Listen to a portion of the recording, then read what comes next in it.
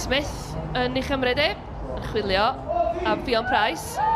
Price, dangos i chryfder. Price yn cael y croesiad tua'r canol. Camgymeriad gan y golwr. Ac mae'r Rhian Oakley wedi rhoi Caerdydd ar y blaen. A camgymeriad gan fans yn y gol i Aberystwyth yn rhoi y bêl ar blat i Rhian Oakley. Y dechreuad gweithio posib i Anthony Williams fel rheolwr newydd Aberystwyth.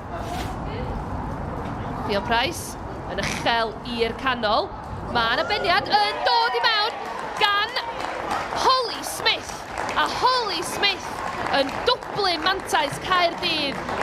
Y gic gornel yna gan Fion Price yn uchel i'r canol. A Holly Smith yn cael ei ffen at y bêl ar y postyn pella ac yn claddu'r gol.